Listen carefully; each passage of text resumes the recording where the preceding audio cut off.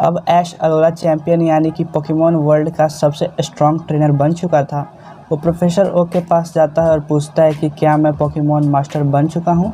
But professor okay बताते हैं कि पोकेमॉन मास्टर बनना इससे कई ज़्यादा है। अभी तुम पोकेमॉन मास्टर बनने के सिर्फ एक कदम पास आए हो।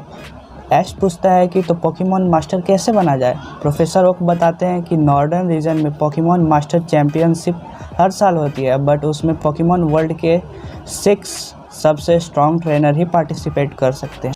उसमें पार्टिसिपेट करने की क्राइटेरियाज काफ़ी ज़्यादा हार्ड है, जो कि काफ़ी कम ट्रेनर्स ही पूरी कर पाते हैं। ऐश पूछता है कि ऐसी कौन सी क्राइटेरियाज हैं। प्रोफेसर ओक बताते हैं कि इस वर्ल्ड चैम्पियनशिप में पार्टिसिपेट के लिए 4 क्राइटेरियाज हैं, जिनमें सबसे पहली यह है कि तुम्हारे पास 50 बैजेस होने चाहिए। सेकेंड क्राइटेरिया यह है कि तुम्हारे पास पोकेमॉन वर्ल्ड के सारे 18 टाइपिंग के पोकेमॉन होने चाहिए। और थर्ड क्राइटेरिया सबसे ज़्यादा हार्ड है, जो कि यह है कि तुम्हारे पास 3 लेजेंडरी पोकेमॉन होने चाहिए, जिनमें से एक म्यूटू होगा। और फोर्थ एंड लास्ट क्राइटेरिया यह है कि तुमने सारे रीजन के चैंपियंस को डिफीट किया हो। अगर तुम ये सारे क्राइटेरिया पूरे कर लेते हो तो तुम्हें नॉर्दर्न रीजन के पोकेमॉन मास्टर चैंपियनशिप में पार्टिसिपेट करने का मौका मिल जाएगा। पर हाँ, वहाँ जाकर तुम्हें एक और क्राइटेरिया पता चलेगी, जो कि हर ट्रेनर के लिए अलग अलग होती है।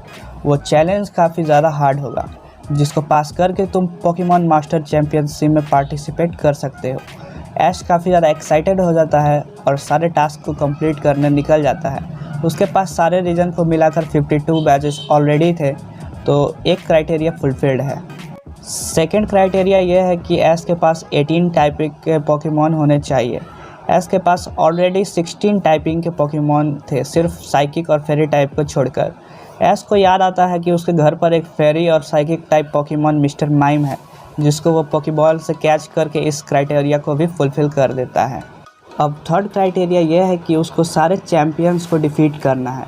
ऐश ने ऑलमोस्ट सारे चैम्पियंस को डिफीट किया था, सिर्फ 3 रीजन के चैम्पियंस को छोड़कर, जो कि था canto champion, Johto champion lens and callus champion डायन था। अब क्योंकि ऐश गालार रीजन में था तो कैलोस रीजन उसके काफ़ी ज़्यादा पास था, इसलिए वो ट्रैवल करता है कैलोस रीजन में। अपने जर्नी के बीच में वो वेटलैंड में होता है, जहाँ पर वो रास्ता भूल जाता है। वहाँ पर वो फंस चुका था, तभी काफ़ी सारे हाउंडूम ऐश के ऊपर अटैक कर देते हैं। बट तभी एक पोकेमॉन आकर ऐश को बचा लेता है, एंड वो और कोई नहीं बल्कि ऐश का ग्रेनिंजा था, जिसने ऐश के ऑरा को सेंस कर लिया था। ऐश और ग्रेनिंजा काफ़ी टाइम बाद मिले थे।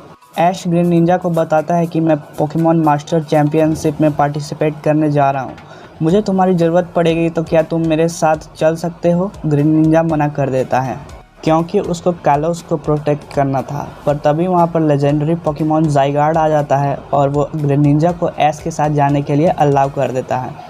बट कुछ टाइम बाद ग्रेनिंजा को वापस आना होगा।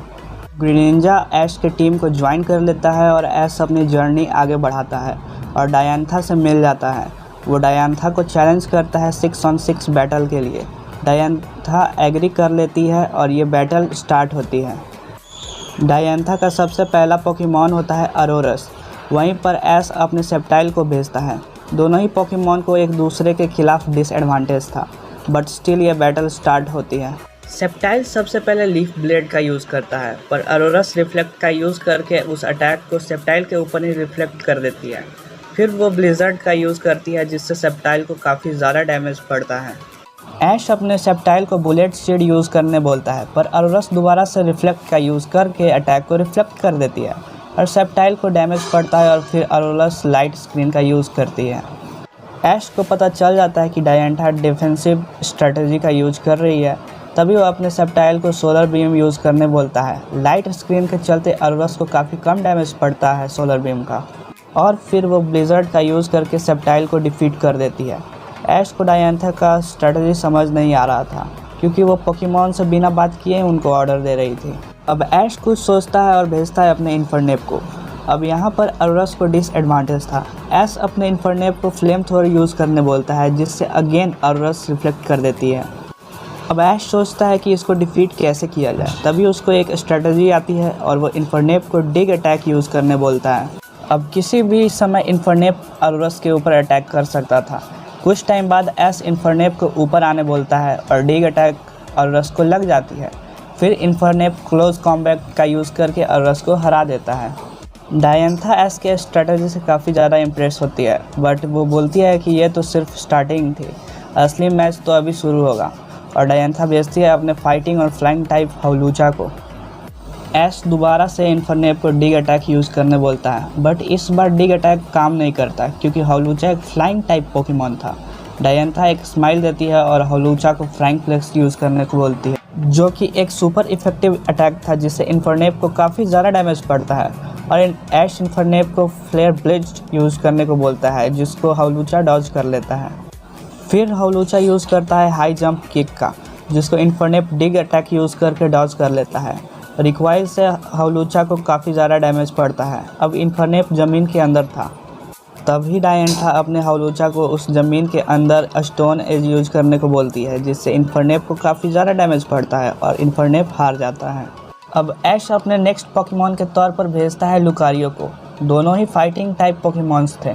हाउलूचा फ्लाइंग प्रेस का यूज़ करता है, पर तभी ऐश अपने लुकारियो को ऑरा स्पीयर यूज़ करने बोलता है, जो कि हाउलूचा को हवा में ही लग जाता है और हाउलूचा हार जाता है। अब डायंथा अपने नेक्स्ट पोकेमॉन गोर्गिस्ट को भेजती है। ऐश अपने लुकारियो को ऑरा स्फीयर यूज़ करने बोलता है, बट वो गोर्गिस्ट पे असर नहीं करता क्योंकि वो एक घोस्ट टाइप पोकेमॉन थी। गोर्गिस्ट अपने शैडो स्नेक अटैक का यूज़ करती है, जिससे वो लुकारियो के पीछे चली जाती है शैडो बनकर और अटैक कर देती है। और ऐश बोलता है कि लुकारियो पीछे मुड़ो और बुलेट पंच अटैक का यूज़ करो, पर तभी गोर्गिस्ट एक और शैडो स्नेक अटैक का यूज़ करके लुकारियो के पीछे जाकर उस पर अटैक कर देती है। गोर्गिस्ट ऐसा बार बार करे जा रही थी, तभी ऐश अपने लुकारियो को डबल टीम यूज़ करने बोलता है। गोर्गिस्ट इस बार शैडो स्नेक का यूज़ नहीं कर पाती और लुकारियो यूज़ करता है स्टील बीम अटैक का। अब गोर्गिस्ट ट्रिक और ट्रीट का यूज़ करती है, जिससे लुकारियो एक घोस्ट टाइप पोकेमॉन बन जाता है। और फिर super effective Phantom force attack का यूज़ करके गोर्गिस्ट लुकारियो को डिफीट कर देती है, जिसको देखकर सारी ऑडियंस और ऐश शॉक हो जाते हैं कि आखिर डायंथा ने ऐसी स्ट्रेटजी कैसे बनाई। अब ऐश के 3 पोकेमॉन हार चुके थे और अभी भी डायंथा के पास 4 पोकेमॉन थे। ऐश बोलता है कि अब मेरे फाइनल 3 सबसे स्ट्रॉन्ग पोकेमॉन आने वाले हैं और भेजता है अपने चार्जार्ड को। डायंथा बोलती है कि ये चार्जार्ड नॉर्मल चार्जार्ड से काफ़ी ज़्यादा स्ट्रॉन्ग दिख रहा है, लगता है तुमने इसको अच्छी ट्रेनिंग दी है। ऐश बोलता है कि हाँ, मेरे चार्जार्ड ने काफ़ी ज़्यादा टाइम चार्जिफिक वैली में सिर्फ ट्रेनिंग करते हुए बिताया है और ये पोकेमॉन वर्ल्ड का सबसे स्ट्रॉन्गेस्ट पोकेमॉन बनना चाहता है और ये और भी ज़्यादा पावरफुल तब हो जाएगा जब मैं इसको मेगा इवॉल्व करूँगा। ऐश अपने मेगा रिंग से की स्टोन को निकालता है और मेगा इवॉल्व कर देता है चार्जार्ड को मेगा चार्जार्ड एक्स में।